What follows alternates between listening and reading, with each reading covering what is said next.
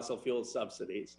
The United States in 2016 conducted self-review, peer review by scientists who looked at our tax code and economic experts and concluded that there are a host of fossil fuel subsidies that we have that we need to eliminate. This was in process with China, where both nations conducted this self-review. So any statement that these subsidies don't exist is simply false and actually a contradiction of what the United States government has represented in our own official representations to the G7.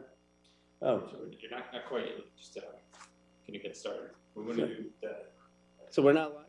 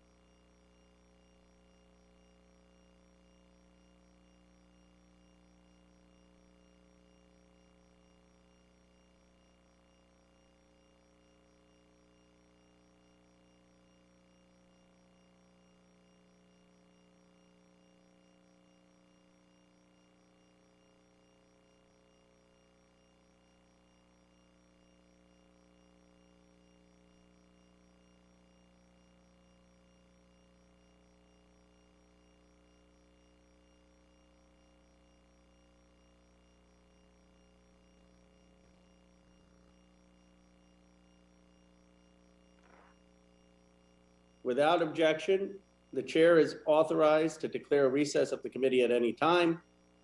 I now recognize myself for an opening statement. Good morning, everyone. Welcome to the first hearing of the 117th Congress of the Environment Subcommittee. I want to recognize our ranking member, Ralph Northam, and our vice chair, Rashida Tlaib, and thank all of the members and witnesses for participating. This is a historic hearing. This is the first time that the United States Congress is examining an elimination of fossil fuel subsidies. These subsidies have been on our books for over 100 years. They have been giveaways to the fossil fuel industry embedded in our tax code. Now, in 2009, the United States committed with other G7 countries to eliminate these fossil fuel subsidies. We actually had self-review, peer review, where we submitted a report in 2016 acknowledging that these fossil fuel subsidies exist. So the argument that the fossil fuel subsidies don't exist is simply factually false. It's a lie, it's a misrepresentation. It's a contradiction of what our own United States government has represented to the world. We need to be very specific about what these fossil fuel subsidies are, and today's hearing will make it clear that many in the environmental movement and in Congress stand absolutely committed that these subsidies must be eliminated in the next infrastructure package. And there are 5 specific ones that we will detail that must be eliminated. And we want to hear from our experts about why that's the case and what else can be done. Now, let's just get some basic facts on the table. In 2020, the fossil fuel industry spent over $250 million in political contributions and federal lobbying. In return, the fossil fuel companies received over $30 billion in federal subsidies and direct pandemic relief in 2020. And guess what? They received this relief and they were still laying off workers. So the subsidies, the relief, are not going to actual fossil fuel workers. We stand with the workers. We stand with those who are job creators. What we don't want is people making $500,000, $600,000 to lobby. What we don't want is people making millions of dollars on taxpayer subsidies. And that's what is being eliminated. This is not going to hurt in any way the jobs. What it's going to do is stop having taxpayer subsidies go to pay lobbyists and rich executives. The industry, of course, opposed the Waxman-Markey climate bill. They have denied the simple fact that fossil fuels are the largest contributor to climate change.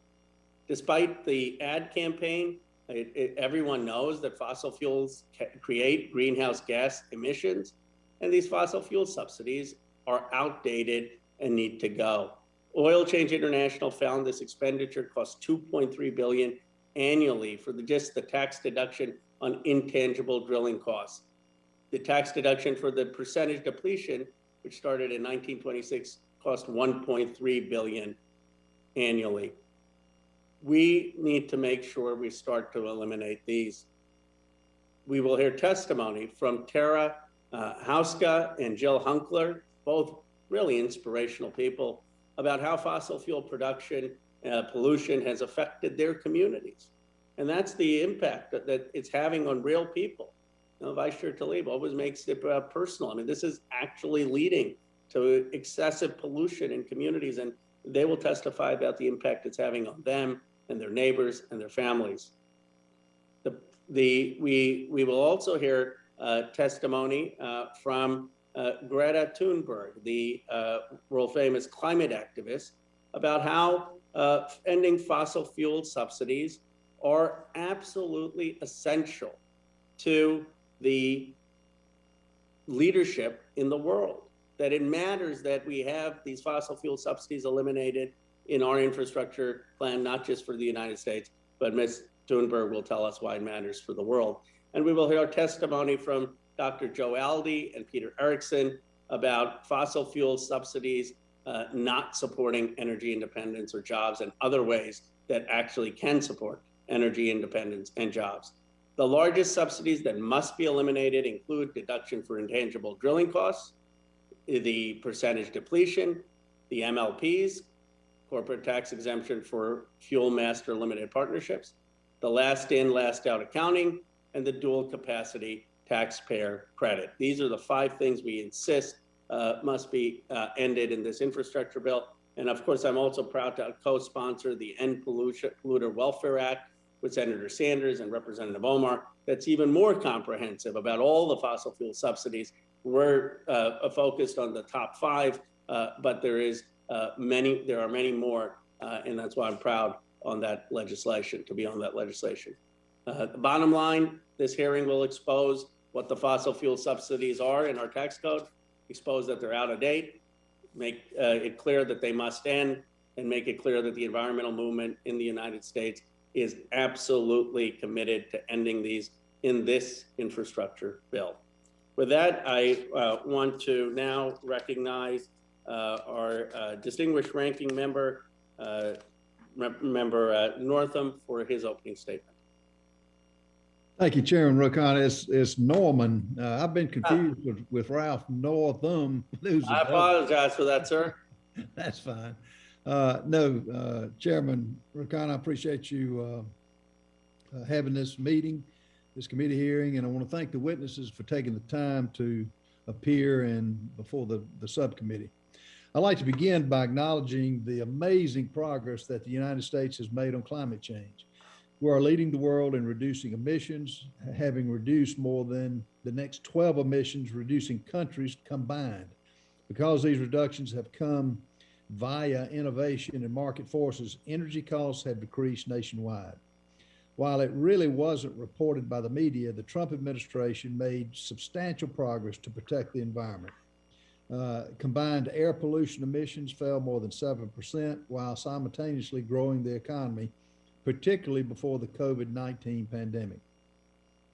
My colleagues on the left have regrettably resorted to fear tactics to scare people into action regarding climate change. This is not healthy, nor is it productive. One survey of 30,000 people worldwide found that nearly all of the people surveyed believed climate change would make humanity extinct. Children have also been greatly impacted by the fear of climate change as well. The American Psychological Association stated that they were aware of reports that children are increasingly suffering from eco-anxiety. I hope eventually that our committee can move past doomsday scenarios and headlines and focus on the energy policy steps we should be taking and what their cost and impacts are. Rejoining the Paris Climate Accords is not one of these policies, folks. Not only does this agreement fail to hold countries like China, which uses over 50% of the coal, it does not hold them accountable for their emissions output. It only exacerbates a double standard despite our contribution to the global economy and to the nationwide GDP. Unless China stops its continuing growth of emissions, any actions we take would be offset several times over by China. This does not sound like a good deal for American workers or American energy independence and puts our country at a distinct disadvantage with our global competitors. Nor has it seemed like there's any repercussions for them doing what they're doing to this nation as well as the world. This week, Democrats in Congress reintroduced the Green New Deal.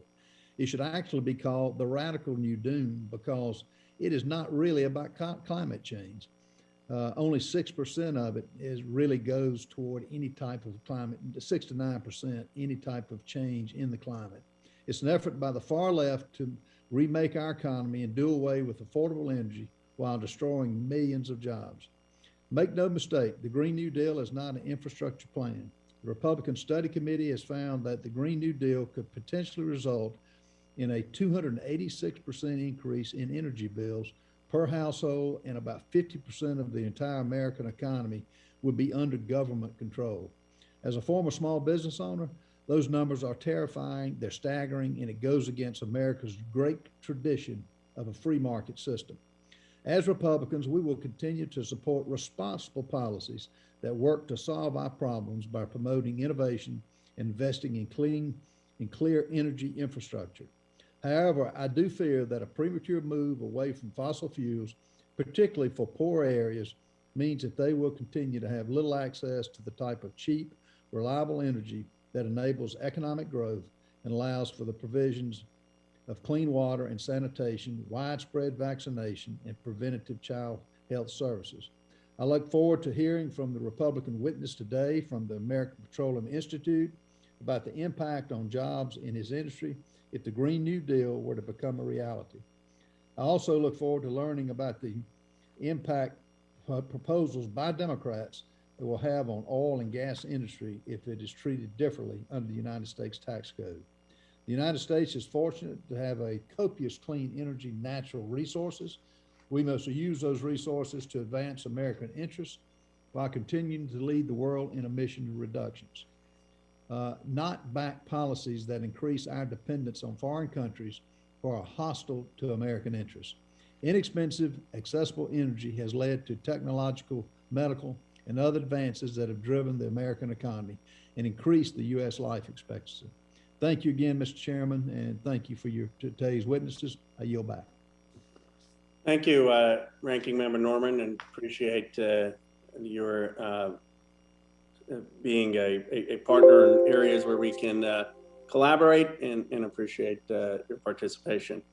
I now want to introduce our witnesses. Our first witness today is Dr. Joseph Adley, who is a professor of the practice of public policy at the Harvard Kennedy School.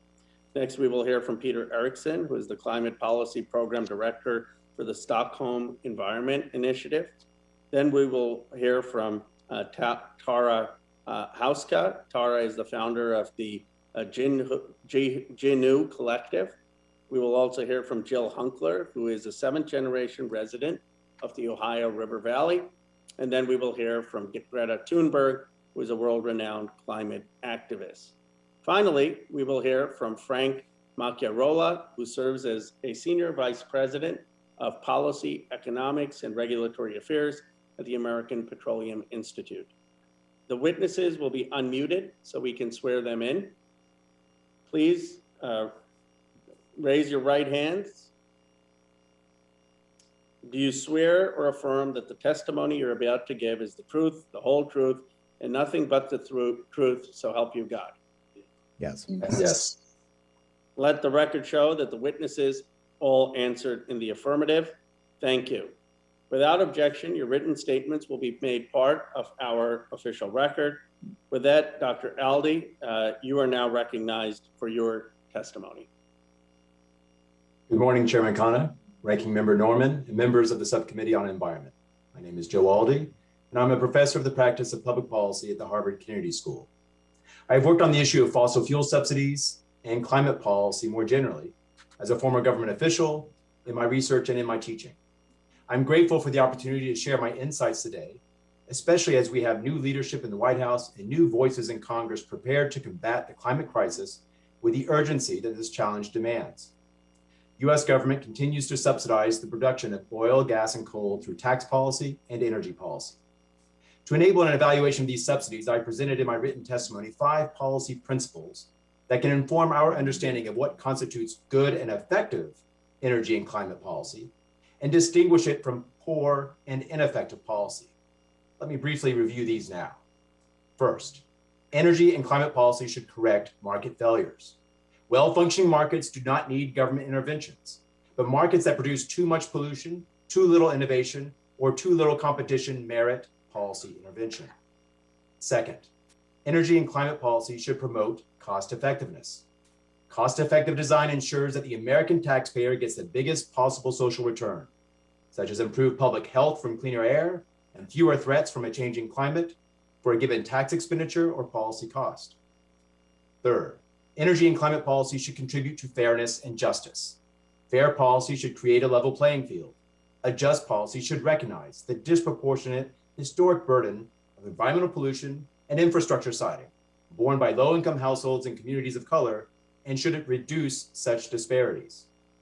Fourth, energy and climate policy should enhance our international leadership. Over the past 4 years, the US government abdicated its leadership globally on many fronts, including on climate change. Actions the US government takes to combat climate change have the potential to amplify actions in other countries, and thereby multiply the benefits of our own domestic policy. Finally, we should design an act, learn, act approach to energy and climate policy. We should design our policy to enable learning, to identify the priority risks to target, to assess what works and what does not, and to examine what experiences have important implications for broadening and deepening our climate change and energy policy program. We need to act quickly, but we also need to be smart about our actions. And integrating learning and flexibility in our policy increases the effectiveness of our response to climate change. In my written testimony, I show how fossil fuel subsidies fall short on each of these 5 principles. Fossil fuel subsidies represent a government failure. Let me repeat that. Fossil fuel subsidies represent a government failure. They are a form of spending paid for by the American taxpayer to businesses in an industry that has long been profitable with negligible impact on production or employment. To the extent US production subsidies increase hydrocarbon consumption, the adverse public health, climate change, and labor productivity losses from pollution resulting from fossil fuel combustion could exceed the market value of these fuels. These adverse public health and climate damages are disproportionately borne by low-income households and communities of color. I want to emphasize this. We aren't getting much of any increase in hydrocarbon production because of these subsidies. By one estimate, we may be spending billions of dollars of taxpayer monies per year to increase output by 26,000 barrels per day. If an oil company spent that much money for such a small amount of production, it would go out of business. And if we're not increasing output, we're not creating many jobs. The continuation of US fossil fuel production subsidies undermines our government's efforts to engage partners from across the world to combat climate change. The elimination of fossil fuel subsidies here and abroad is a key step in our response to the climate crisis. As President Biden hosts the Climate Leaders Summit, this is all the more important. We did energy policy a certain way in the 20th century. Some of these fossil fuel subsidies have been a part of the tax code for more than 100 years, but the times have changed. We are bearing the harms of a changing climate today. We have a rich array of fundamentally new energy technologies available to us today.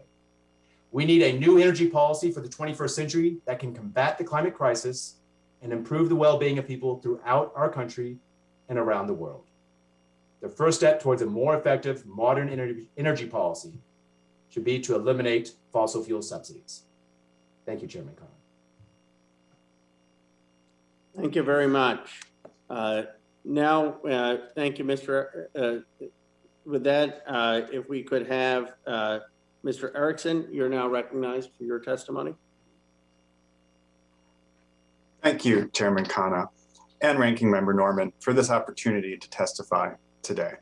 My name is Peter Erickson, and I am a senior scientist at the U.S. Center of the Stockholm Environment Institute, a research affiliate of Tufts University. Today, my testimony has 3 points. 1, fossil fuel subsidies are an inefficient means of supporting economic activity. 2, they undermine efforts to deal with climate change. And 3, they work against improvements in public health. On the first point, the US government has subsidized fossil fuel production for more than a century, including by forgiving or delaying tax payments that are otherwise required. The intangible drilling cost provision and the percentage depletion allowance are examples of this. The ostensible rationale for these subsidies has been to promote increased production and jobs.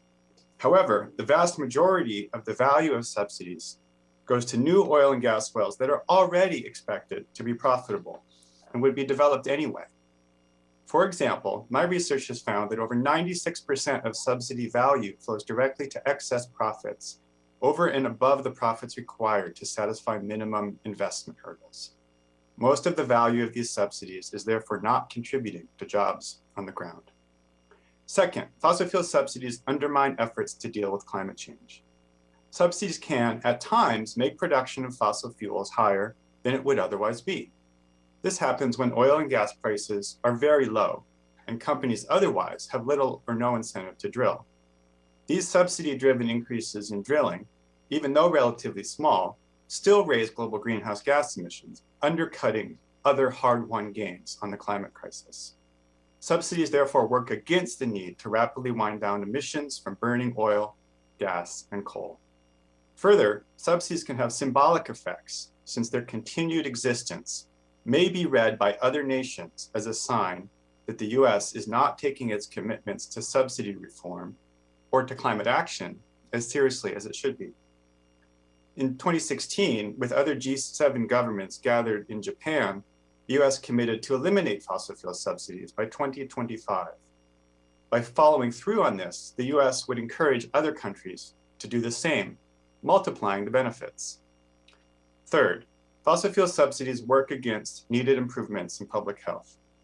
Subsidies to fossil fuels also contribute indirectly to air and water pollution, creating added community health concerns. For example, research has found that the cumulative health damages from the shale gas boom in Appalachia outweigh benefits from any new employment. Producing and burning fossil fuels creates air pollution that can lead to worsening asthma, adverse pregnancy and birth outcomes, and even premature death. Air pollution from oil and gas drilling can also exacerbate inequalities. In the Eagle Ford Basin in Texas, oil producers routinely burn off large quantities of natural gas that they consider to be waste, releasing toxic and carcinogenic compounds more often in Hispanic neighborhoods than in non-Hispanic ones. Opponents of fossil fuel subsidy reform have argued that special provisions in the tax code are not subsidies specifically because they have been there for so long. But that's wrong.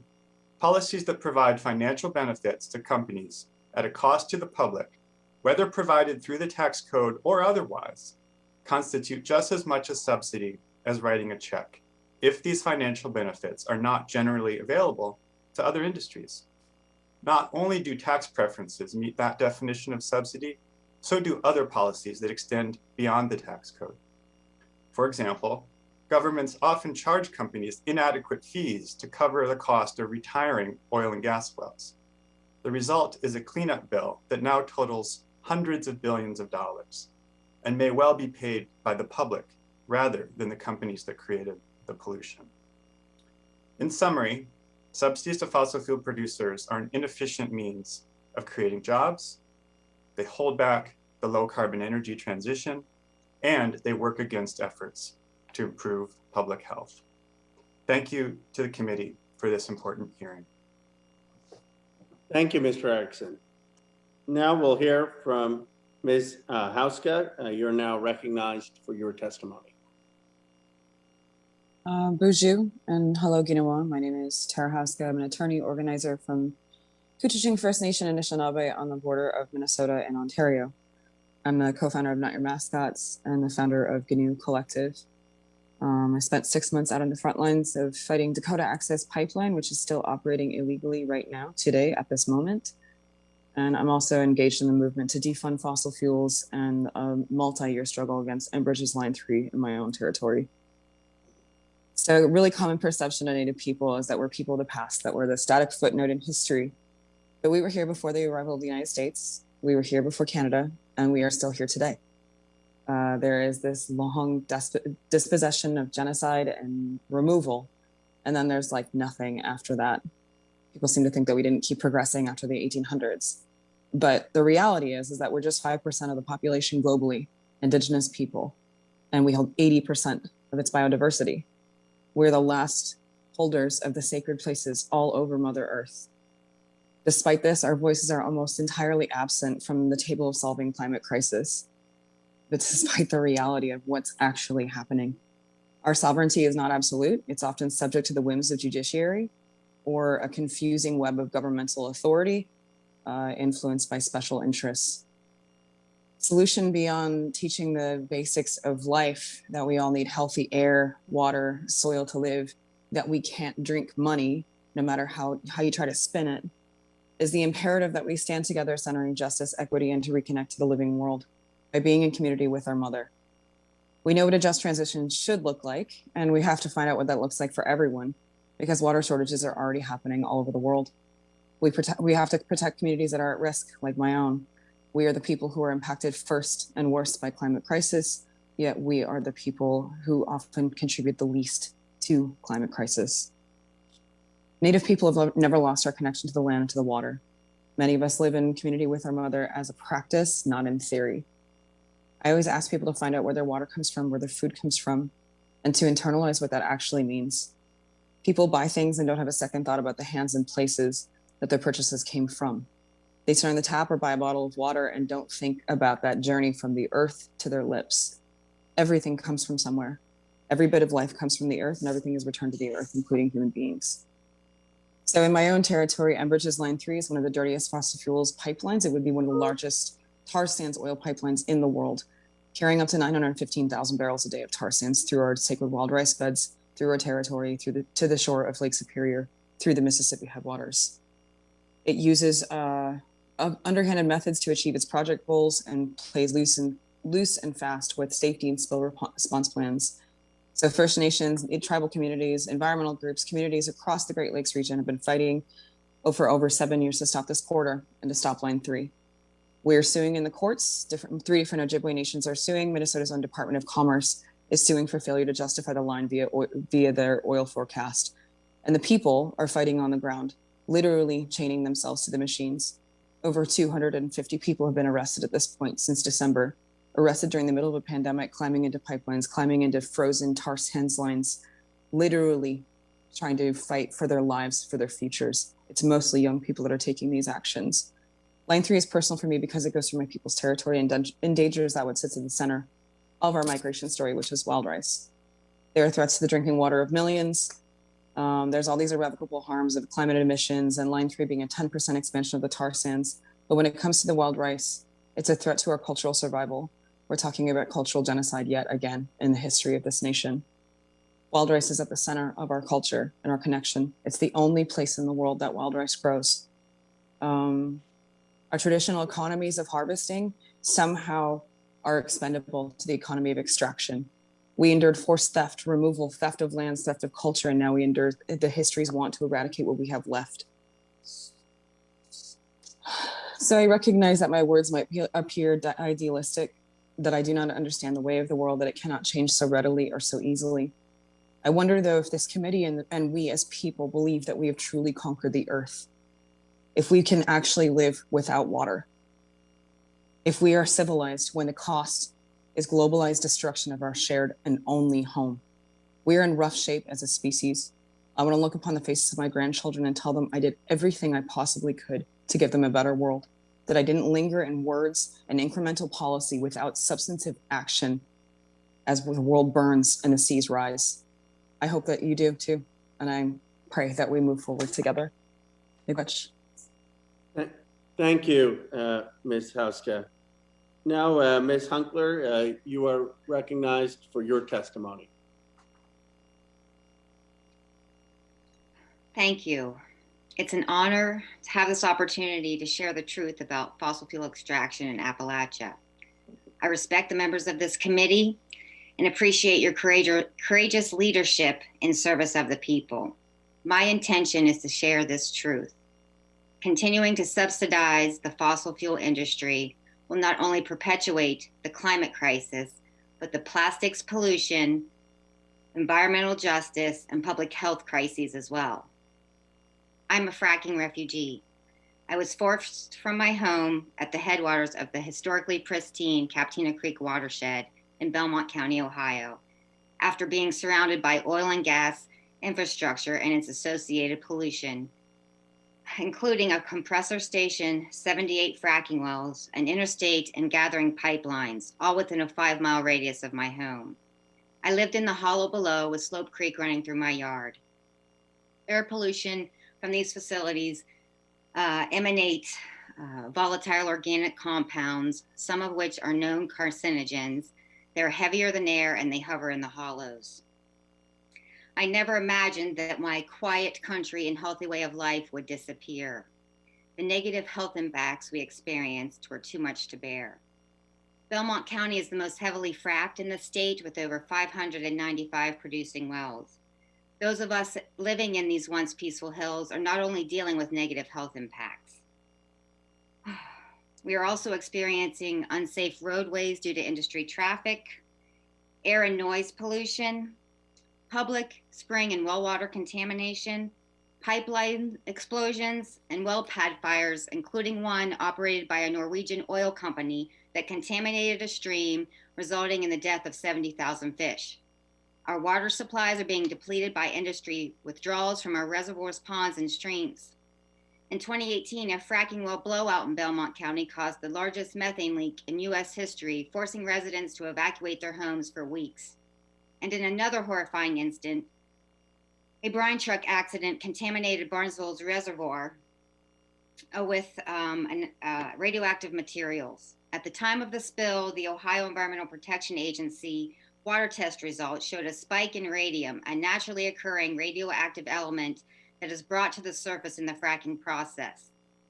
I witnessed a former oil field operations manager react in shock and anger to an illustration showing the transmission of radioactivity to industry workers in a 2016 report of the International Association of Oil and Gas Producers.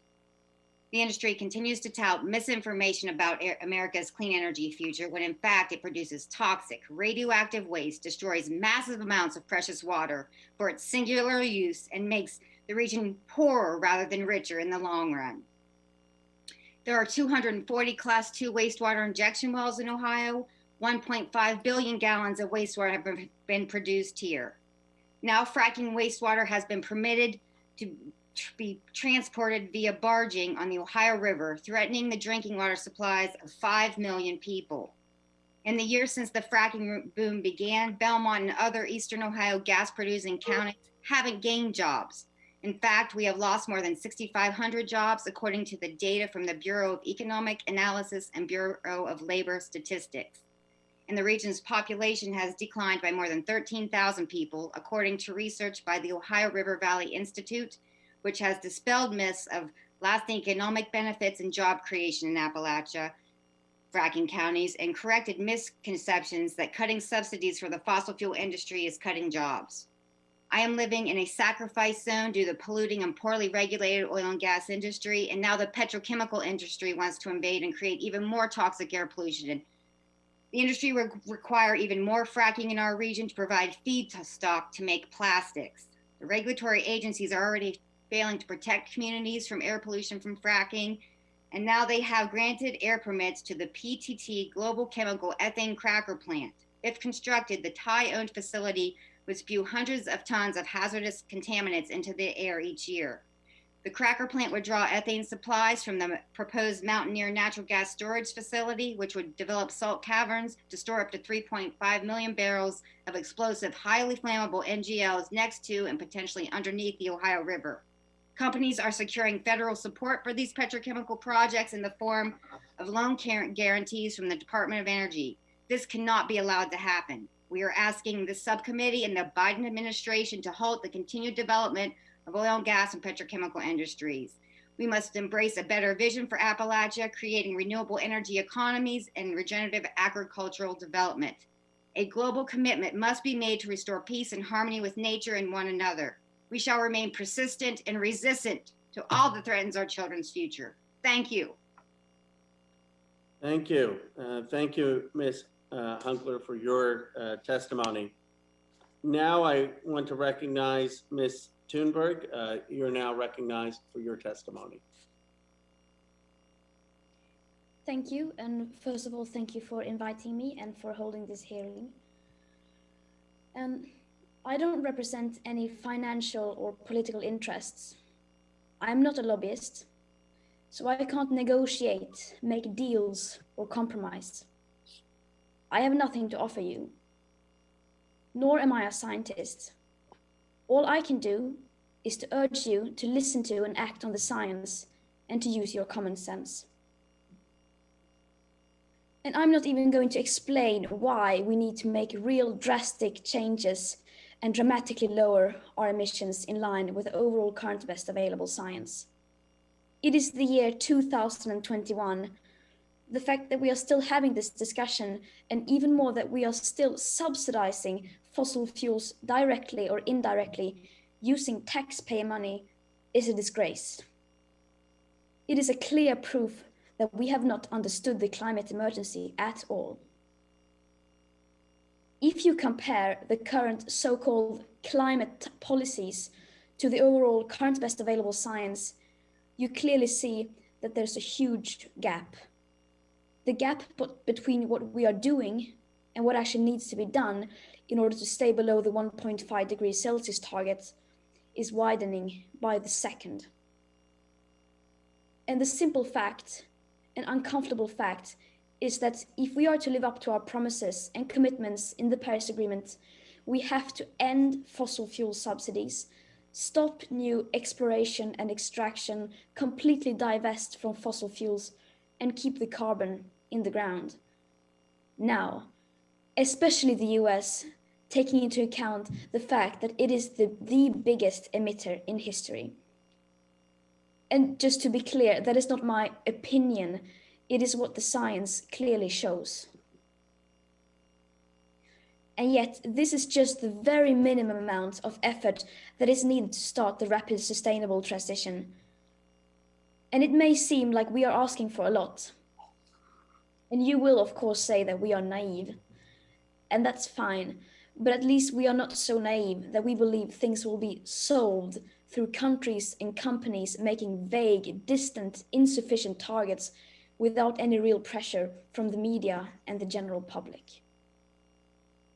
So either you do this, or you're going to have to start to explain to your children and the most affected people why you are surrendering on the 1.5 degree target. Giving up without even trying. Well, what I'm here to say is that unlike you, my generation will not give up without a fight. And to be honest, I don't believe for a second that you will actually do this. The climate crisis doesn't exist in the public debate today. And since it doesn't really exist and the general level of awareness is so absurdly low, you will still get away with continuing to contribute to the destruction of present and future living conditions. And I know I'm not the one who's supposed to ask questions here, but there is something I really do wonder. How long do you honestly believe that people in power like you will get away with it? How long do you think you can continue to ignore the climate crisis, the global aspect of equity and historic emissions without being held accountable? You get away with it now, but sooner or later, people are going to realize what you have been doing all this time. That's inevitable. You still have time to do the right thing and to save your legacies. But that window of time is not going to last for long. What happens then? We, the young people, are the ones who are going to write about you in the history books. We are the ones who get to decide how you will be remembered. So my advice for you is to choose wisely. Thank you. Thank you, Ms. Thunberg. And now we have our fifth witness, Mr. Macchiarola. Mr. Macchiarola, you are now recognized for your testimony. Thank you. Good morning, Chairman Khanna, Ranking Member Norman, and members of the subcommittee. Thank you for the opportunity to testify today. I want to speak with you this morning about the dual challenge of providing affordable and reliable energy to meet growing demand while reducing emissions and addressing the risks of climate change. American oil and gas workers meet this challenge every single day. Our industry supports more than 10 million jobs and 7% of our nation's economy. The average annual salary of oil and natural gas workers is approximately $108,000, nearly double the private sector average. In 2019, in the districts represented on this subcommittee alone, our industry supported approximately 325,000 jobs, directly employing 75,000 people. These are the people helping to deliver affordable energy to our homes and businesses and energy security to our nation. Over the next 2 years, as countries around the world emerge from the pandemic, global GDP is projected to grow at its highest rate in nearly a half a century. As economies expand and the world's population grows, the global consumption of oil and natural gas will also continue to increase. Even under IEA's Sustainable Development Scenario, which outlines a major transformation of global energy systems and is fully aligned with the Paris Agreement, oil and natural gas are still projected to provide 46% of the world's energy in 2040. The critical question for Congress is whether more of this energy will come from right here at home or from overseas. The answer to this question has profound implications for our nation's future. We know why energy leadership for America is important to our economic strength and national security. But American energy leadership is also important to protecting the environment and addressing climate change.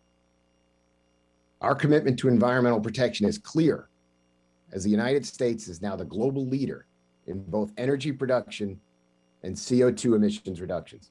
Over the past several years, the primary driver of emissions reductions has been the increased use of natural gas for power generation. With smart policies, we can build on this progress. Our industry is also working to reduce methane emissions from our operations. From 1990 to 2019, methane emissions from natural gas systems declined 16%, while production increased by 90%, effectively a 55% decline in the rate of emissions.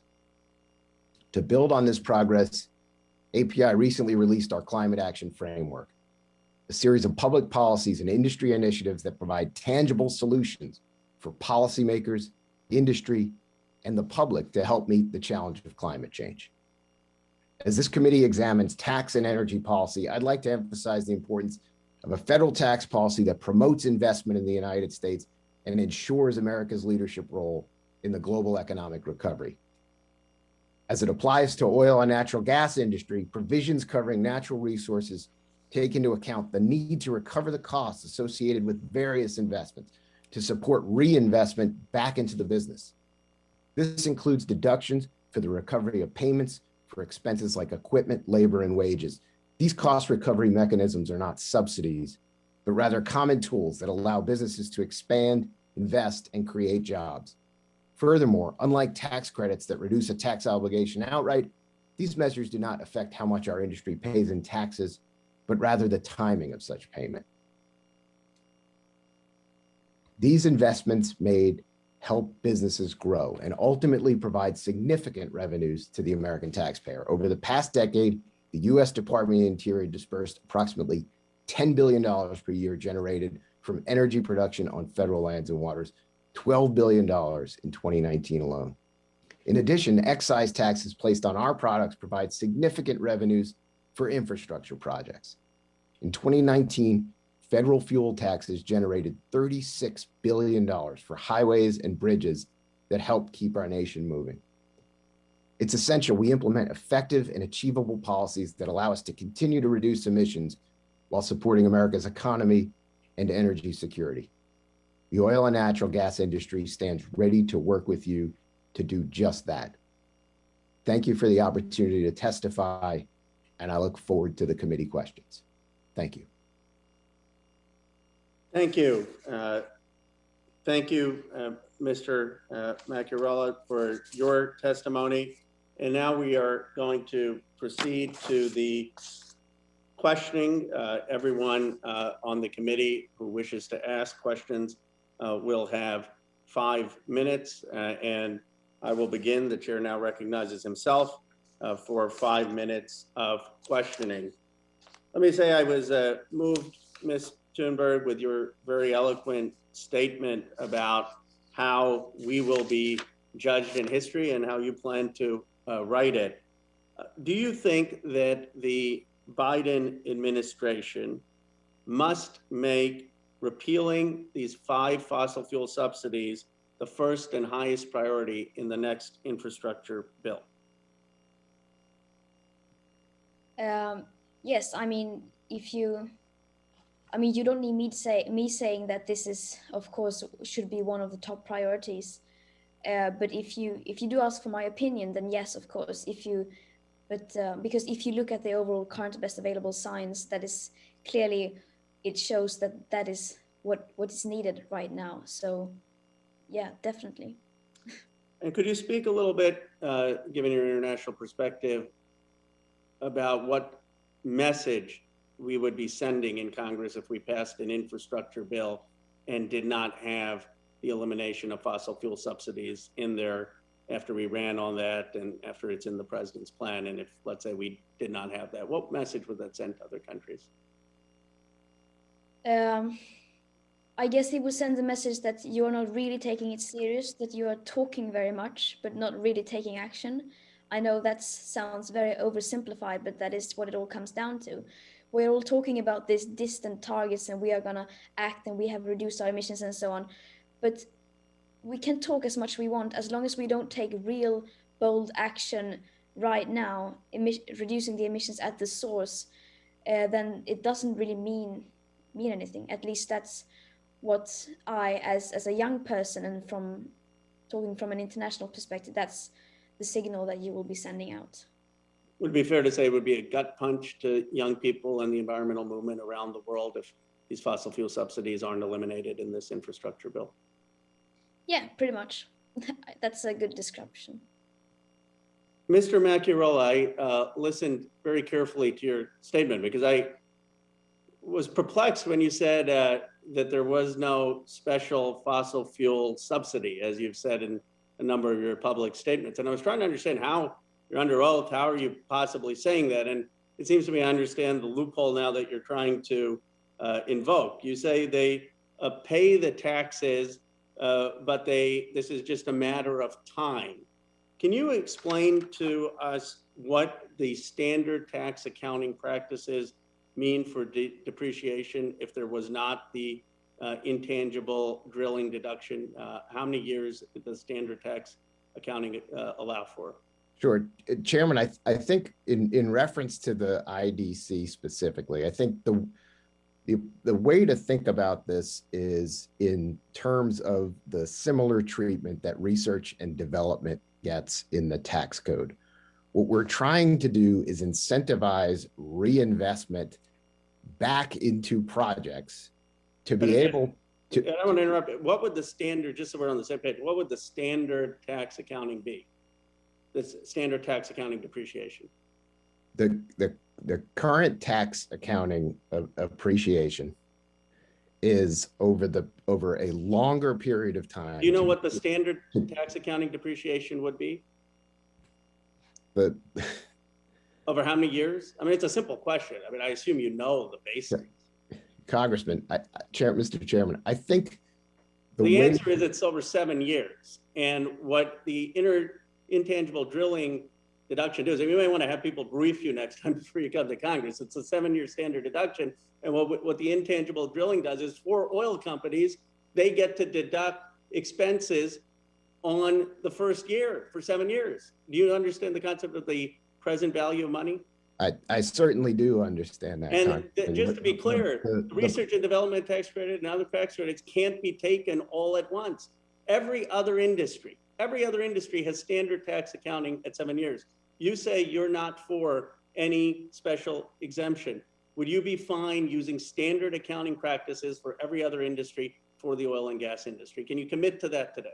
I think the importance of this provision is to be able to reinvest into the next project. But every other industry reinvests and they have 7 years. It is similar treatment in the tax code. It's not similar. Can you just answer this last question and then I'll give you the last word. Why is it that your industry doesn't get the standard 7 years that every other industry, including the tech companies in my district? I'm very familiar with research and development tax credit. I'm all for it. Can you commit today that your industry should get the same provision as every other industry? Why is it that the oil industry should only get a 1 year to take all the depreciation in defiance of standard accounting principles? First off, it's important to note where that savings goes. 80% of the savings that you're talking about goes back into pay wages to be able to move on to the next project, to be able to reinvest for standard tax and grow business. Are you fine to be subject to the same thing that the tech companies in my district are, or Wall Street is? Can you just say you're fine with standard tax accounting principles? I think to take, Mr. Chairman, to take one provision of the tax code and say it should be applied in the same form and fashion to every business without looking at the entire tax code. The purpose of the tax code is to provide revenues to meet government expenditures. You said you were saying, to be able to provide. Last question, sir. You said that you're being treated the exact same as every other industry. That's what you said under oath. That's what you said to the press. And I'm saying right now, there's one provision of the code. We can discuss the others where you're not, where every other person gets 7 years. You didn't know the 7 years. That's standard accounting 101. Trust me, that's true. Now, you could deny the net present value of money. That would be like denying that the earth is round. Obviously, there's a benefit if you get to depreciate it all at once. Can you just, on a consensus, say you commit to what you said? You're fine being treated like every other industry with a 7-year deduction? We are certainly fine being treated like every other industry. Okay. There's no question about that. If you want to take the entire tax code and treat the oil and gas industry the same as every other industry, we're happy to do that. Ranking Member Norman, my time has elapsed, so I recognize you for your questions. Thank you, Mr. Chairman. Ms. Thunberg, thank you for your involvement here today. I commend you for your willingness to testify and get involved with public policy. In the past, when you're talking about climate change, you have said, quote, "I want you to panic. I want you to feel the fear I feel every day." Is there, what particular study or scientific report did you read that made you come to this conclusion? Thank you for the question. First of all, let me just clear that those are metaphors. In speeches, you often use metaphors. Of course, I don't mean literally that I want people to panic. So there was no scientific study that made me come to that conclusion. Oh, okay, so you didn't say that. I did, but it's a metaphor that you often use in speeches. Metaphor for what? I mean, how do you, what I'm asking on panic, I want you to panic. What does that, tell me what you meant by that. By that, I mean that I want people to step out of their comfort zones. Yeah, and to not just see the climate crisis as a far distant threat, but rather as something that is impacting people already today, and people to step out of their comfort zones to start taking real action. Okay. What in your opinion is on the ppm parts per million, what is acceptable, permissible on CO2 emissions in your opinion? What actual amount do you think is permissible? Well, I mean, of course, there is no magic amount that says that this is an okay amount. The science doesn't really work that way, but of course, we can say that it is the higher the concentration of CO2 in the atmosphere is, the bigger the risks are going to be. So, I mean, you can't say that there's one amount that is acceptable and not. Of course, there's not one magic tipping point where everything is beyond saving and so on, but rather we should try to keep it as low as possible. Okay, so you would name a particular number. What about China, India, the other countries where there's if this bill passes, there's no retribution against these countries that's going to offset anything we do here in America? What is your take on that? Well, if we just thought like that, it would be very convenient, wouldn't it? But rather we need to see the holistic perspective. How can we, if we take, for example, India as an example, how can we expect India to take action when the developed countries who have actually promised to lead the way won't do that? If we take into account the global aspect of equity, I mean, there are many people around the world who need to be able to raise their standard of living. And if we who live in high income countries aren't able to take a few steps back in order to let other people raise their living standard, then, I mean, that just doesn't make any sense. And of course, those countries definitely need to take their responsibility as well. And that's why we need global cooperation. And if countries won't take action, then there's no global cooperation. If the US, for example, which is the biggest emitter in history, won't take action, then how can we expect other countries to do that? So taking action ourselves is also a guarantee that other countries, I mean, it will be a snowball effect, most likely. If one country does something, then other countries will follow. If no country does something, then no one will follow. Okay, so China is an example, which is a communist. They practice genocide on their people. They will watch America and then will just voluntarily reduce their emissions. Is that your thoughts? No, I mean, we should do, of course, everything we can to make sure that China takes the responsibility. But I mean, there is not really much. I mean, all I can do is to try to advocate for global change. All you can do is to take action and try to create a global pressure on China so that they will have to take action. As you say, we can't just go there and ask them to do it. That would be very nice, but yeah, we need to think realistically as well. Yeah, there's nothing in the bill that puts any type of pressure other than, I guess, showing the example. Thank you for your testimony. Mr. Macarola, can you address the direct employment in the United States that the Green New Deal would affect? We're all seeing the gas prices jump 70 cents or more. We're now dependent on foreign countries that particularly don't have our best interests. Can you discuss how this Green New Deal would affect energy costs, gas costs, and the many other minerals that they are prohibiting to be mined in other states? Sure. Thank you for your question, Congressman Norman. I think it's first important to look at the job creation within the oil and gas industry. We support 10 million jobs in the US economy, nearly 7% of the US economy. On this committee alone, 325,000 jobs supported by the industry, 75,000 directly. And let's talk about what the tax increases that are being proposed would do. In 2017, as a result of reducing the corporate tax rate, we created over a period of 19 straight reports the lowest poverty rate in 60 years since the government kept that statistic. We created jobs for 19 straight months with wage growth over that period of time prior to the pandemic. The reason we did that was 70% of the savings from the tax cuts went directly to wages. That's right into the American people's pockets. On energy, what has the result been on energy of the American energy revolution? Over the past decade, as increases in costs have gone up by double digits in healthcare, education, and food costs, energy costs have gone down by 15%. The tax proposals considered here would drive those costs up. That would mean real costs for consumers. That would mean jobs. It's essential that we not go in that direction.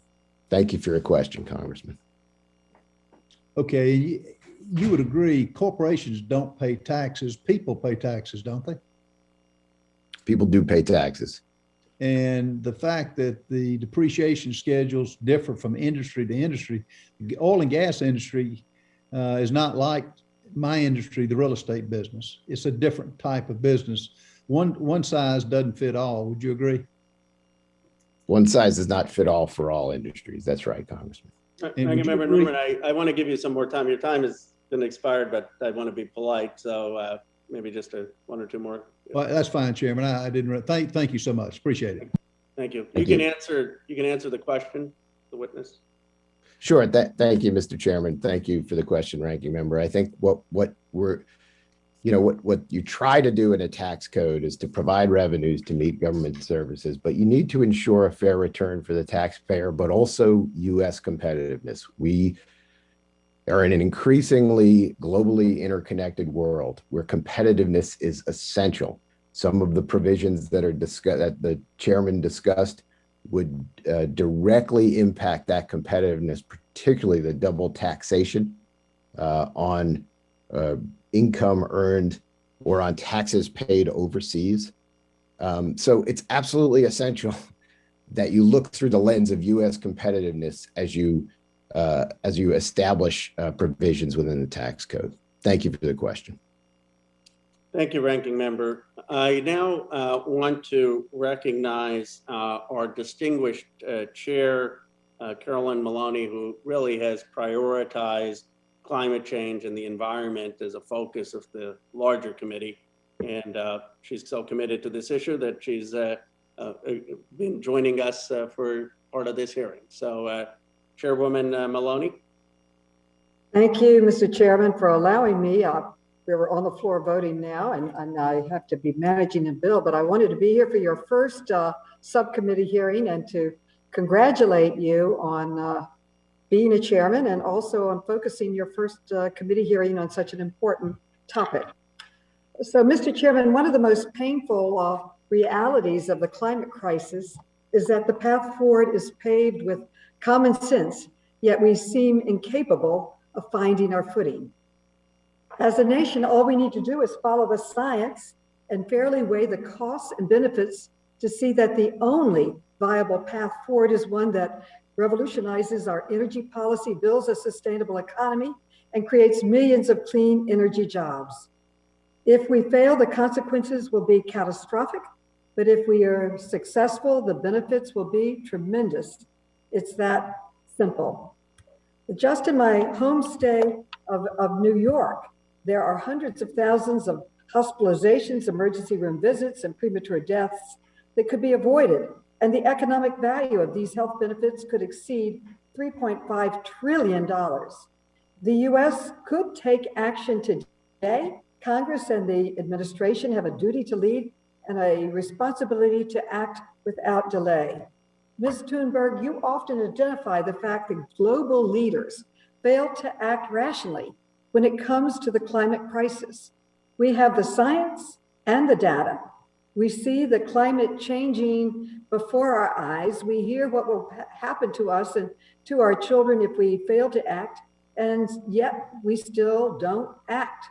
Why do you think that is? Ms. Thunberg. Ms. Thunberg, are you still with us? I think we've had some technical difficulty. Let me just make sure. Ms. Thunberg, I think you're muted. Did you hear the chairwoman's question?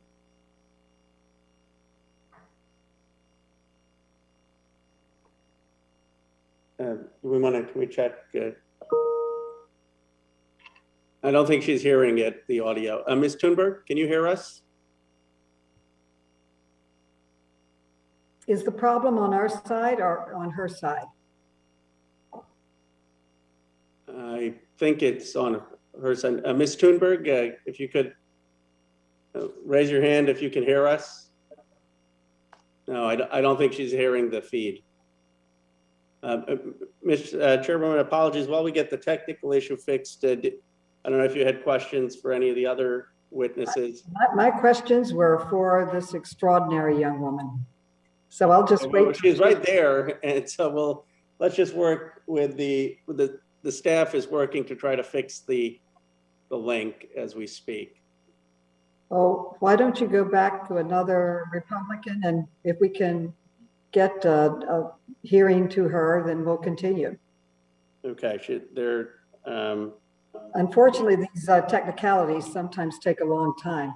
So maybe we should go. I appreciate that. And so let us go on the Republican side. Let me just see who is our, okay, so it will be to the Democratic side next again, because there's no Republican right now here. Do we want to have is Representative Omar here yet? Okay, do we want to have Representative Tlaib, our vice chair? Why don't we do this? Why don't we take a 5-minute recess to give everyone the chance to have the tech working, because it seems like some of the members haven't worked. Chairwoman Maloney, would you be able to join us in 5 minutes if we can get this? Well, we are on the floor voting on DC statehood, and I may not be able to come back, but if I can, I will. I want to hear the comments and testimony and answers to the questions on this important hearing. And again, okay, well, we appreciate you joining us. Sorry about the technical difficulty. I'm sure Ms. Thunberg will love to ask your question. If you can join us, that's great. If not, I'll give her the opportunity to respond to what you asked, because it was a very important question. Thank you so much. Thank you. All right, with that, let's take a 5-minute recess.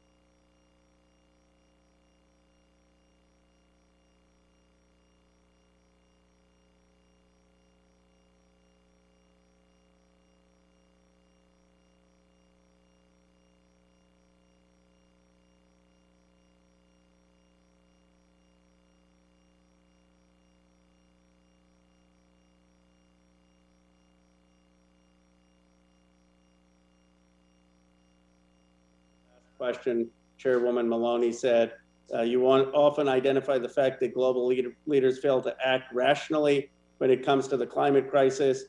We have science and the data. We see climate changing before our eyes.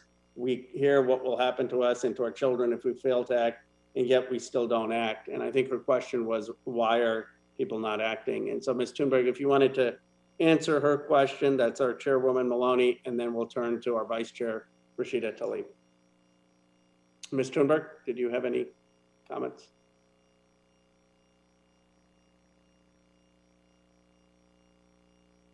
I think you need to unmute. There. Yes, of course. I mean, we need to be realistic, and as long as we are not really treating this crisis like a crisis, of course, people won't understand that we are facing an emergency. We can hammer people with as many facts as we want. Unless we really treat it as a crisis, we won't understand that it is a crisis. And of course, we criticize politicians, but we do also understand that a politician's job is to fulfill the wishes from voters. And if people in general are not demanding real climate action, then of course, no real changes will be achieved. By that, I'm not saying that you don't have any responsibility. Of course, we humans are social animals, and we copy the behavior of people around us. And if our leaders are not acting as if we were facing a real emergency, of course, then we will not understand that either. So it's sort of, we're stuck in a hamster wheel, so to speak, and someone needs to break that. And the people with the most responsibility, of course, have the biggest opportunity to do that. And that's why you have such an extremely big responsibility. Thank you, Ms. Thunberg. I now want to recognize our Vice Chair, who's been waiting very patiently. Sorry for all the technical errors. Vice Chair Rashida Tlaib. Well, thank you so much, Chairman Khanna, and thank you so much for our panelists for your patience. Happy Earth Day, y'all. I hope we are celebrating Earth Day at some point that we've actually been able to have meaningful action on climate crisis. So I represent the 13th Congressional District in Michigan. My entire district is in Wayne County, Michigan, which hasn't met SO2 standards set by the Clean Air Act in over 15 years. We know that 75% of all greenhouse gas emissions in the United States are caused by burning fossil fuels. In Detroit alone, my residents can speak to the real life consequences of our country's unending corporate greed, with large fossil fuel companies pushing to extend the life and utility of these dirty fuels. A few years ago, piles of petroleum coke just showed up on the Detroit riverfront. It started blowing around in huge clouds and coating nearby homes with a thick dust. And so I want to share with all of you, because I want you all to see for yourselves what the human impact is when we promote this kind of pollution that is killing us. And with that, I'm going to ask our committee to please again show the video of the petroleum coke on the Detroit riverfront.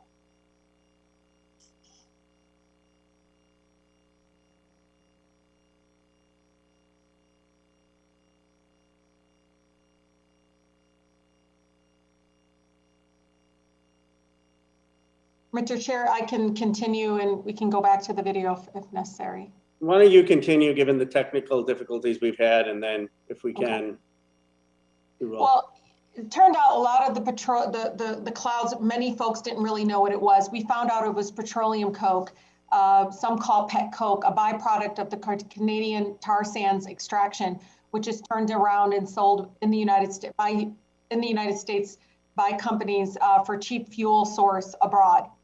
So when we raised alarms and environmental regulators told us it wasn't, it was safe. They actually told me as a Michigan State representative, don't worry, this isn't toxic. It's not on the EPA list. I said, how is that possible? Why? Because lobbyists and others were able to push and get it off of the list. But how can a substance that emits far more carbon dioxide than coal, y'all, how can that be safe for my residents to breathe in? So we took matters in our own hands and we collect samples ourselves and had the Ecology Center in Ann Arbor, Michigan to test it independently from our own government. To nobody's surprise, we proved that petroleum coke was toxic and could cause cancer. This is what happens to countless communities like mine around the world when we continue to incentivize the use of dirty, toxic fossil fuels. And the International Monetary Fund, IMF, estimates that there are at least $5.2 trillion in fossil fuel subsidies each year globally. These greedy corporations have even received $15 billion in subsidies from pandemic relief packages just alone last year.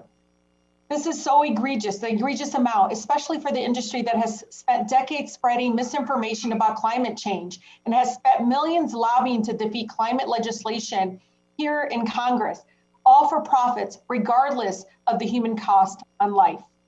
Last term, I brought this subcommittee to my district for a field hearing on regarding this kind of pollution, and it was in the shadows.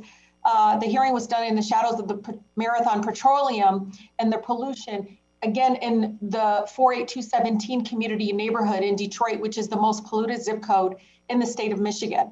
So I wanted my fellow members, I wanted my colleagues to smell what my residents smelled. I wanted them to see exactly what it felt like, literally, to walk out of their house, to see all the oil refinery pollution and how it really made them feel. And so I really want to talk to Ms. Hunkler, because you described how oil and gas companies have pressured your neighbors, violated the Clean Air Act, and turned you all into what you call turned you into a fracking refugee. How has air and water pollution from fossil fuel extraction affected you and your family's health personally? I think it's important for people to understand that we're funding, the killing of people and harming folks in such a profound way. And so, Ms. Hunkler, can you please share again how it's impacted you personally? Thank you so much. And there's so many ways it's affected me personally in my community, but the negative health impacts, first, we noticed the odors, and then headaches and nausea, body aches and pains, mental confusion, you couldn't sleep, rashes, numbness, aches and pains. And the other part about this is that we had no support, no help there. You file complaints to the regulators, the Ohio EPA, and little action. And so it takes these environmental law groups who will actually support people. And I had to get legal representation pro bono, thank goodness, or I couldn't have afforded it, to file an intent to sue against the compressor station to get any action from the Ohio Environmental Protection Agency at all. So it's not only the health impacts that we experience, but we have no recourse. There's nobody there to help us. And fortunately, at some point we had, environmental organizations that came and helped us, with FLIR camera imaging that makes the invisible visible. And that was basically the final evidence that we had, or the evidence that made the regulators take action, because you could see it. And unfortunately, even after years of the compressor station being in significant and ongoing violations of the Clean Air Act and the Ohio Pollution Control Act, the FLIR images from before any remediation was done and after basically shows the same amount of pollution billowing towards my home in the valley. And the final, for years, I really couldn't live safely in my home. I kept the property because kept the property because I couldn't really face getting rid of it. And but the final straw for me putting my property up for sale was when there was an application to extend the compressor station, and they were going to begin selling water again for fracking operations a quarter mile in Slope Creek Reservoir. So I knew I had to get out. Thank you. Do you have any other, I see your time has been expired, but we've been pretty generous, and I think it was with. No, I know the video. I would like to at least show the video. I think it's important. Yeah. And just my final point, it's so incredibly outrageous that our government continues to subsidize this kind of nationwide assault on our public health.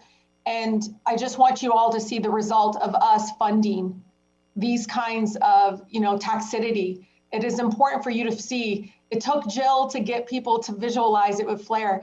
I'm showing you right now as an example, right here in the backyard of the community I was raised in. This is not normal. We must stop it. With that, I would just show the video and last then thing we'll with the video. Is that the pet Coke? Is that the pet Coke? It is. No, are you kidding me? What, breathe it? Oh my God. Yeah. Lay odds, that's pet Coke.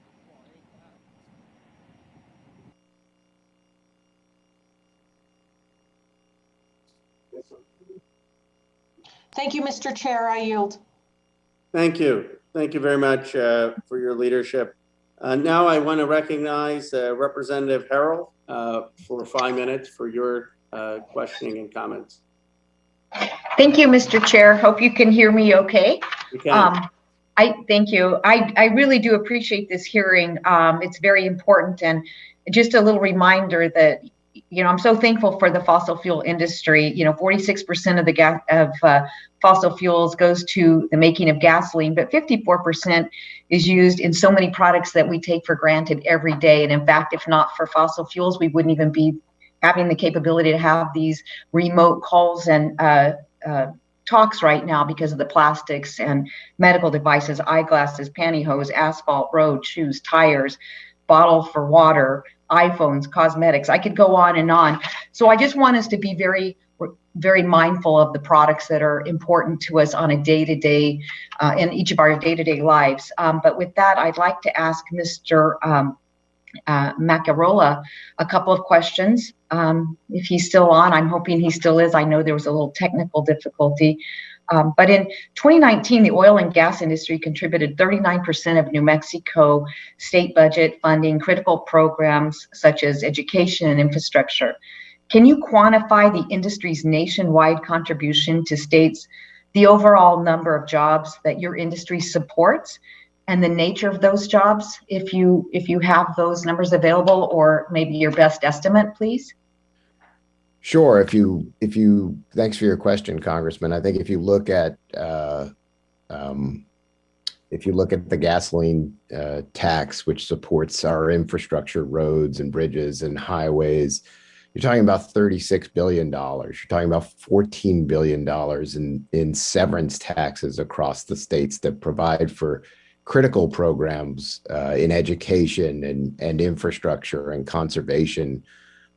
In New Mexico, as you stated in your home state, half of the revenues from production on federal lands go directly to the state budgets. That number was $12 billion in 2019 across the Department of the Interior in the United States. This is critical for to be able to provide state revenues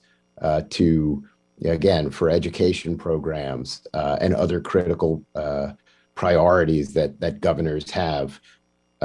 Your question regarding jobs, our industry supports more than 10 million jobs, about 7% of the US economy. And it's also important to note the nature of the jobs within our industry. For example, the private sector salary is $108,000 in the oil and gas industry. That's almost double the average private sector salary. We did a study a couple of years ago to compare jobs in the oil and gas industry versus other jobs, and actually surveyed workers who found that they preferred the oil and gas industry jobs because of the high wages, because of the benefits, because of the ability to advance in your career, because these are highly skilled jobs. So when folks talk about transferring from our industry to another industry being something that's very easy, that's just not the case. So it's really important as we, again, tackle these challenges to be able to address the risks of climate change, and while continuing to meet energy demand, that we keep in mind that these jobs are essential to our economy and to the American people. So thank you for the question. Right. And I just think we have to keep in mind it's an important issue for sure, but we're witnessing right now the impact of bad federal policy that this administration is having on the industry. And what I'm very concerned about is, what happens to the private market? I mean, what happens to the energy industry as a whole if the administration and congressional Democrats continue to choose to regulate and tax the industry in every which way? I mean, we're already seeing a lot of uncertainty as it relates to future drilling operations and production. And I know we're almost out of time. So what does this look like in terms of for the industry as a whole with these bad policies? It's very concerning, Congresswoman. You look at the decision on day one on Keystone, that was 2,000 immediate jobs, up to the potential for 10,000 jobs on that project, many of them good paying union jobs. You take a look at a long-term ban on federal leasing, that has the potential to cost 1 million jobs. So we really need to think very carefully about these policies and the potential impact on people's livelihoods as we move forward. Thank you for your question. Thank you. And not forget the products that we use every single day that help medical, vitamins, all these things. So we need to be, I think, thinking of this more collectively and not segregate it. But Mr. Chairman, thank you so much for hosting this, and I yield back. Thank you. Now, is Representative Omar here? Is Representative Ocasio-Cortez here? I know we got requests from both of them, and I see them on the screen, but not present yet. We're checking. Just bear with us. Thank you for the patience of all our witnesses. I know both Representative Ocasio-Cortez and Representative Omar wanted to ask questions. Are there any members right now who? Yes, sir. Pat Fallon, sir.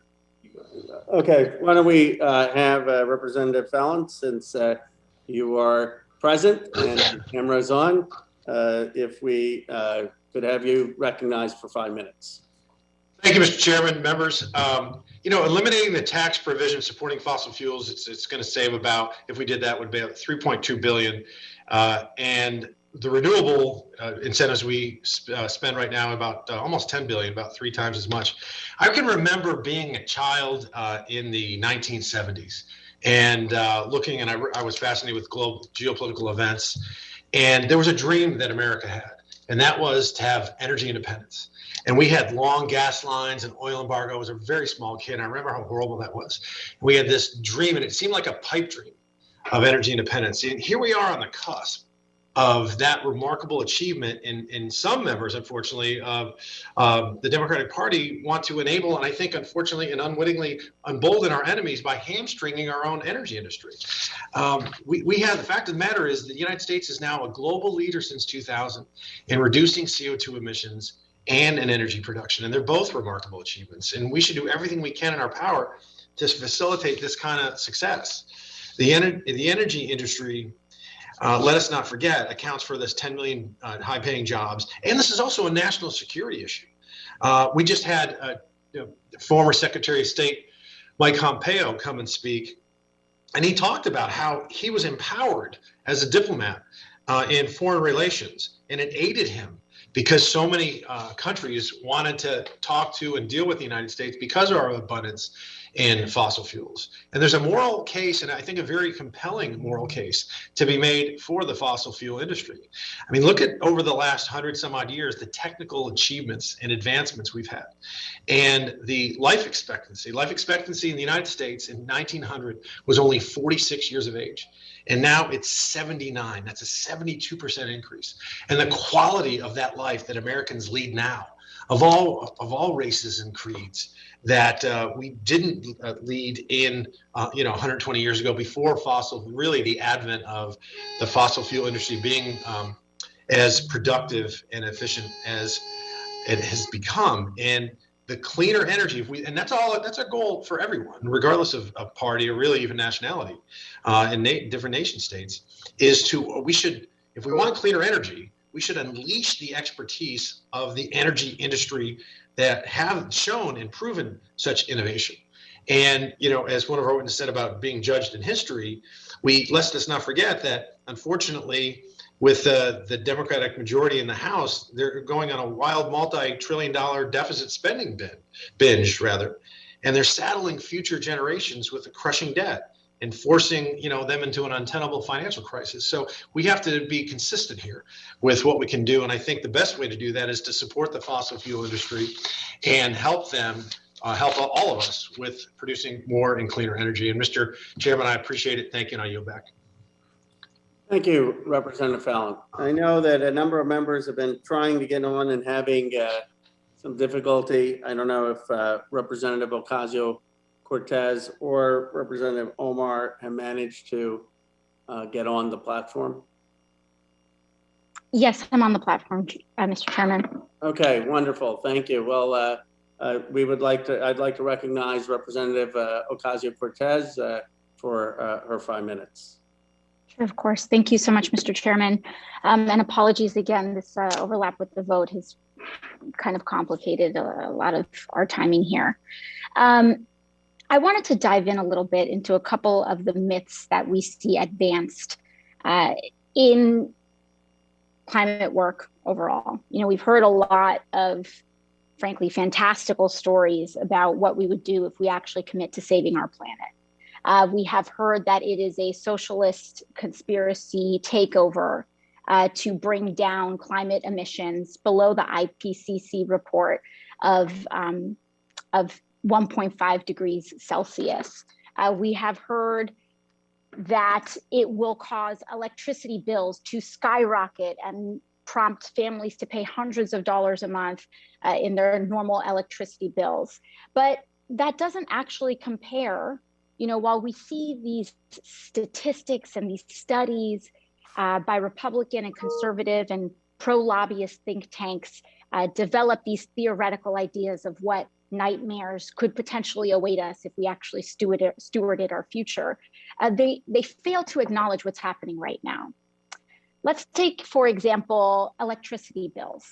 While there's all this fear mongering about if we switch to solar, if we commit to wind, that our costs will go up a lot, that fails to acknowledge what we just saw in February when Texas had a freeze and their fossil fuel infrastructure was so inadequate and unprepared, thanks to both climate denying politicians who refuse to invest in infrastructure to adapt to our future and acknowledge that we will be experiencing climate events in regions that have never experienced such events before.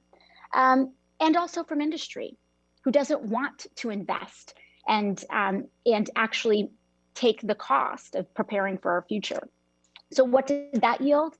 It yielded $16,000 electricity bills, oil and gas electricity bills, funded electricity bills from an oil and gas infrastructure on everyday people in the state of Texas.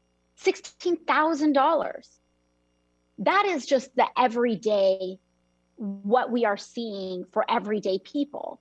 But then let's also talk about the justice component, because you know we introduced the Green New Deal earlier this week. And one of the topics that I had brought up is how the intersection of justice and the trampling of Native rights and environmental racism actually contributes and is a key element of fossil fuel infrastructure and climate change. I wanted to ask a question of one of our witnesses, Ms. Tara Hushka. We see the Dakota Access Pipeline. We've seen what's happening with Line 3. And it seems as though there's this pattern of fossil fuel industries and fossil fuel pipelines intersecting with native land and treaty land. Is that a coincidence? I appreciate the question. The reality is that we're the places that are out of sight, out of mind. We are the last places, like I mentioned in my testimony, the last places holding the sacred. When they want to put through a pipeline or through a mine or through some other extractive economy, they don't put that in a rich suburb. They don't put that somewhere that's going to go through other people's land. It goes through ours. Just like what Rashida Tlaib was saying, Congresswoman Rashida Tlaib was talking about when it comes to refinement, it goes in Black and brown communities. From beginning to end, We are the people that are disparately experiencing the impacts of not just the climate crisis, but of the actual building of infrastructure. We're the sacrifice zones. Yeah, and in fact, in the case of the Dakota Access Pipeline, it was originally supposed to be constructed through a wealthier and whiter neighborhood. And that neighborhood organized and said, not in our backyard, put it over there.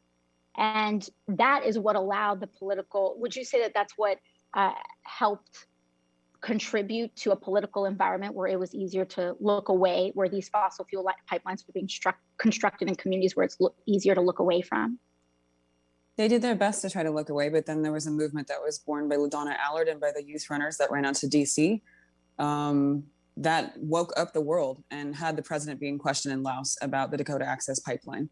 So although they're trying their hardest to look away and to not look upon our faces, the faces of the original peoples of this land, we are pushing back. Every single pipeline infrastructure project that's proposed has indigenous resistance to it. That's the reality of the situation. It's not just us in Line 3, it's Dakota Access Pipeline, it's Mountain Valley Pipeline, it's Save Oak Flat, it's all these different places and spaces of people and faces who are trying their best to protect our lands. These are our sacred lands. We cannot just pick up and leave. These are our homes. We were put here by the federal government. This was the exchange that we made for the country that we're in to exist today. And they're coming for those last pieces. So that's what we're tasked to do. And we have plenty of young people who are standing with us and leading this fight for their future. Thank you so much. Thank you. Thank you, Representative Ocasio-Cortez, and for your leadership earlier this week in the reintroduction of the Green New Deal. I know we have a number of people who want to ask questions, and we've had technical difficulty all morning. And so we're waiting on Representative Omar and Representative Gomez and Representative Porter. Let me just ask, is any member here right now who wants to be recognized? If not, we will wait for those two members who I know have been texting me all morning and have been here.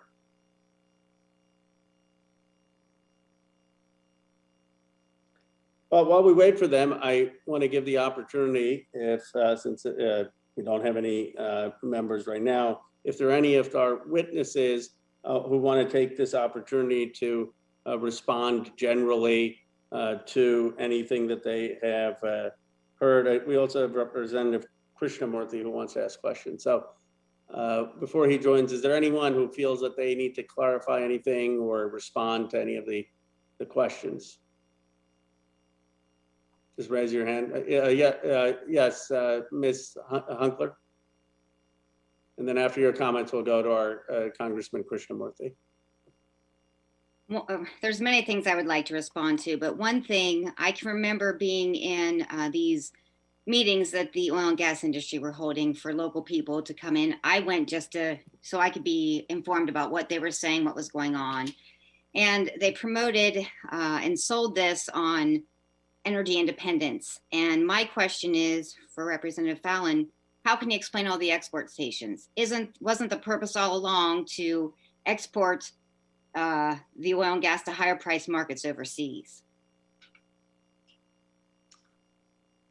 Well, your question is noted for the record, and we'll see if he gets back to you. I do want to, I see Representative Krishnamurthy has joined us, and appreciate him joining us.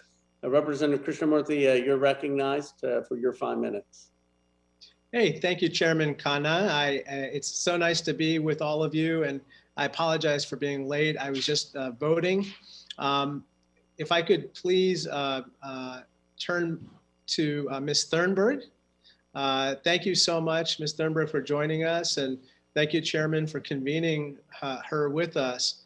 Ms. Thunberg, you know, one of the questions that people in my district, especially among young people, might have is, if they are a young person and they don't know what to do in terms of fighting climate change, what would you, on this Earth Day, happy Earth Day, by the way, what would you advise them to do in a very practical way? Thank you for a question. Well, first of all, I would say that it is not up to them to do the work. They are not the ones who are the ones who have contributed to this crisis the most, and the responsibility doesn't fall on their shoulders. But of course, I understand that many want to take action, and of course, everyone has the responsibility. So then I would say that, I mean, there are countless of ways to get involved. I would say maybe the most important one is to become aware of the actual crisis that we are facing, to educate yourself, to read as much as you can, because once you fully understand the crisis, then you will know what you can do yourself as well. And also to be an active democratic citizen. It is our moral duty as citizens of democracies to stand up and to make our voices heard. Democracy is not just on election day, it is every hour of every day of the year.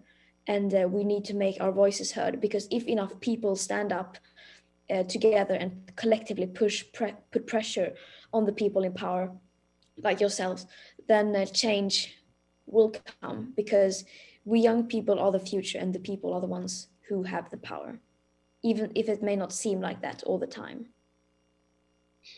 Ms. Thunberg, thank you for your advocacy. I apologize for pronouncing your last name incorrectly. My last name is very interesting, so I say that my last name gets me on a first name basis with everyone. But that being said, you can call me Raja, but Ms. Thunberg, let me ask you this. In all of your advocacy efforts, what has surprised you the most in terms of either the response that you've received or in any other regard? I don't know, maybe the fact that people are actually open for change. I thought that people didn't want change and that we were just stuck in our old habits. But after talking to people, both people in the fossil fuel industry and people, just everyday people, young people, it had made me realize that people are actually more open for change than we realize. So that is something that has surprised me more than I would have thought. You know, a lot of people in our country, in the United States, actually have jobs in the fossil fuel industries, whether it's the oil industry or the natural gas industry.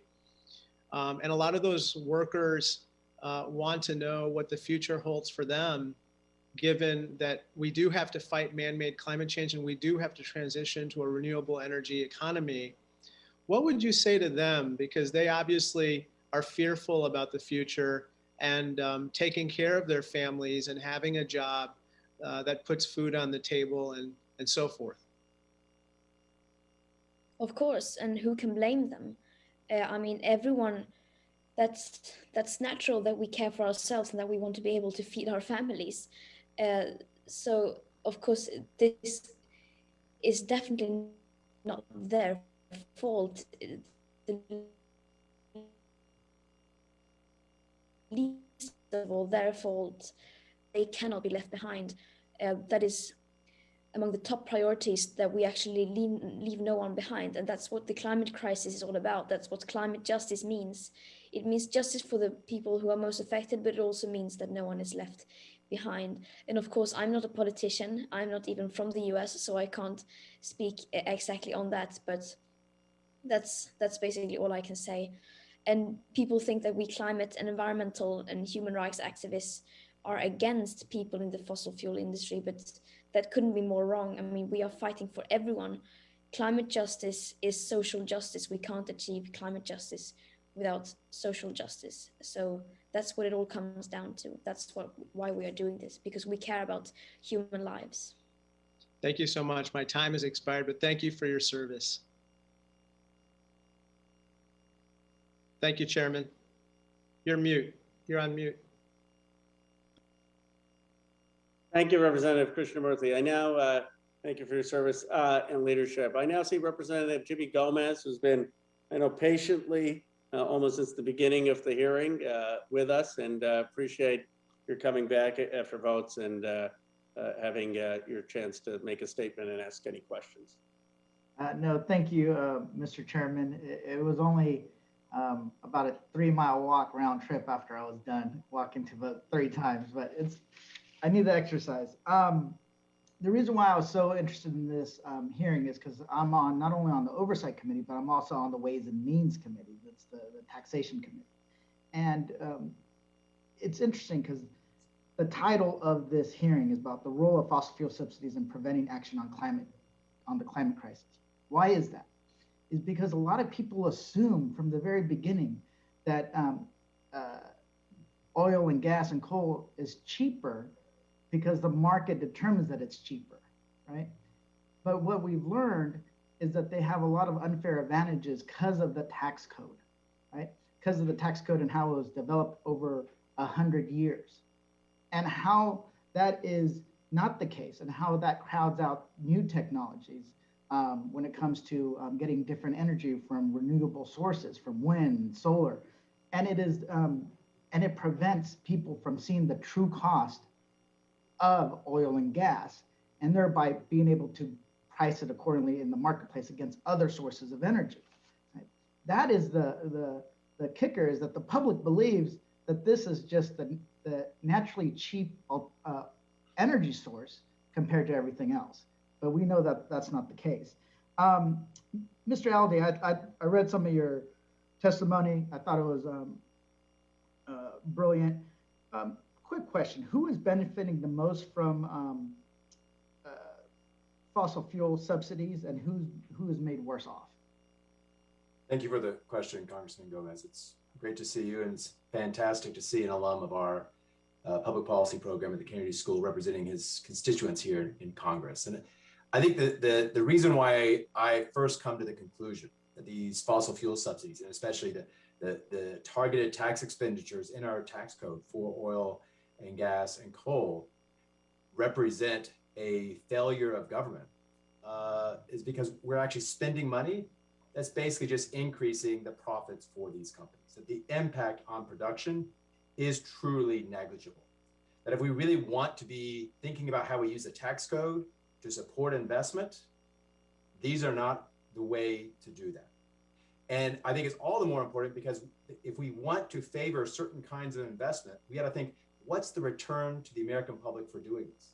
The value of doing this for renewables, and why I think it is an incredible distraction to say renewables get more subsidies than fossil fuels.